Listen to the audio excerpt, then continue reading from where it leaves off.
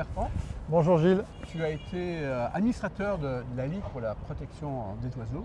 Tout à fait. Et cette même Ligue a sorti un communiqué de presse juste avant le salon de l'agriculture qui met quand même indirectement, voire presque directement, en cause l'agriculture sur la question des oiseaux. Est-ce que tu peux nous en dire plus? Oui, alors la LPO a fait une étude qui s'appelle le programme Stock, suivi temporel des oiseaux communs. Et il y a 4 types d'oiseaux spécialistes, et notamment il y a les oiseaux spécialistes des espaces agricoles. Et ils montrent que ces oiseaux diminuent de 30% depuis 2001. Bon, ce qui est assez peut-être conforme à la réalité d'ailleurs, même si on peut discuter de l'étude. Et effectivement, ils mettent en cause l'agriculture, l'intensification des pratiques. Alors depuis 2001, on peut se poser des questions, parce que l'agriculture avait déjà énormément changé depuis la Seconde Guerre mondiale, la fin de la Seconde Guerre. Donc est-ce que vraiment c'est l'intensification des pratiques et les pesticides qui ont fait diminuer les oiseaux des espaces agricoles? On peut se poser la question. C'est la même chose en ville, ils ont le même genre de chiffres. Donc il y a peut-être d'autres explications. Et ce qui me gêne, c'est qu'effectivement l'agriculture a un impact. Elle a même eu un impact massif. Les paysages ont énormément changé, surtout en zone de plaine. Parce qu'en zone de moyenne montagne, il y a eu beaucoup de déprises agricoles et donc la nature est revenue. Mais bon, bref, ça, il ne le dit jamais non plus. Mais donc, il y a d'autres explications. Et notamment, moi, ce qui me gêne, c'est qu'il y a une explication qu'il ne donne jamais, c'est la multiplication de la prédation. C'est-à-dire que tu sais que la biodiversité, on dit toujours qu'il y a un effondrement. Or, il y a beaucoup d'espèces qui reviennent, qui sont revenues en nombre. On peut penser évidemment à plein de mammifères, les cerfs, tu sais, les sangliers qui sont absolument partout. Mais tu as aussi beaucoup d'oiseaux aussi qui sont revenus, les cigognes, plus 600% d'augmentation, les hérons, aigrettes, tout ça, on n'en voyait pas il y a 60 ans, disons, on en voyait beaucoup moins. Et ça a explosé. Et tout ça, ce sont des espèces prédatrices. Une cigogne dans un champ, ça te bouffe des perdreaux, des petits lapins, tout ce que tu veux. Le héron, c'est pareil. Le sanglier, etc. Et donc, les ornithologues le savent, parce que quand ils font des études, ils voient que notamment les oiseaux qui nichent à terre sont beaucoup impactés par la prédation. Et ça, c'est jamais dit. Donc, d'une certaine manière,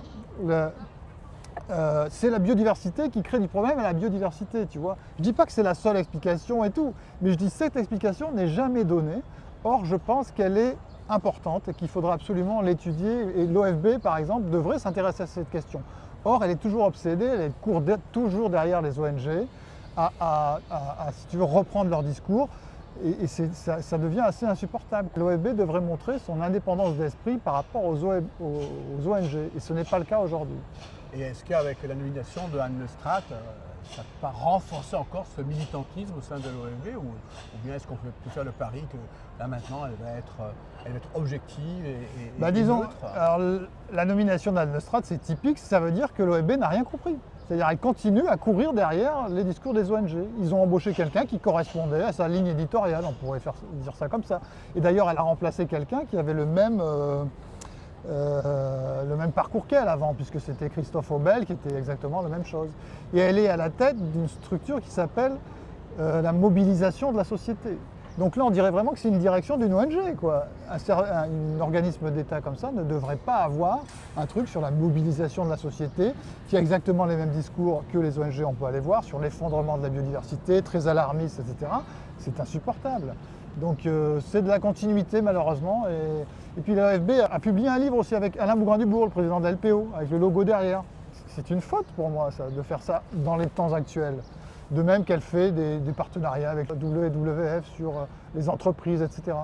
Je trouve que c'est un mauvais signal envoyé à tout un tas de gens comme les agriculteurs, les chasseurs, les pêcheurs, etc.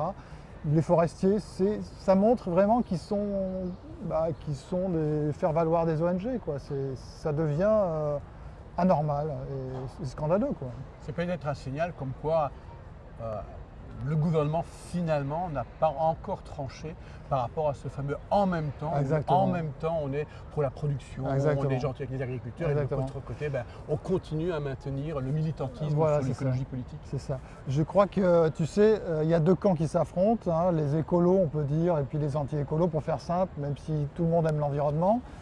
Mais par nécessité, on va devoir revenir sur tout un tas de règles qui sont trop contraignantes. Donc par nécessité, c'est le camp entre guillemets des anti-écolos, même s'il ne faudrait peut-être pas les appeler comme ça, qui va gagner à la fin.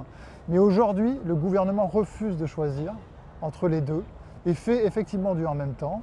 Et c'est pire que tout, parce que tu sais, aujourd'hui, la colère de ces deux camps qui sont très, très remontés, elle se manifeste contre le gouvernement. Tu sais, les agriculteurs engueulent Macron, les agriculteurs font des feux à l'entrée de l'OFB. Mais les écolos, c'est pareil, ils se mettent sur la gueule des CRS à Sainte-Soline, etc. Très violent. Mais je pense qu'à un moment donné, si l'État ne choisit pas, les deux camps vont s'affronter directement plutôt qu'à s'en prendre à l'État, tu vois. Et ça, c'est peut-être le danger à venir dans les semaines qui viennent. Moi, en tout cas, je pense qu'il peut y avoir des morts sur cette question d'écologie, franchement. Écoute, on espère que tu te trompes. Moi aussi, j'espère me tromper. Merci beaucoup. Mais je t'en prie.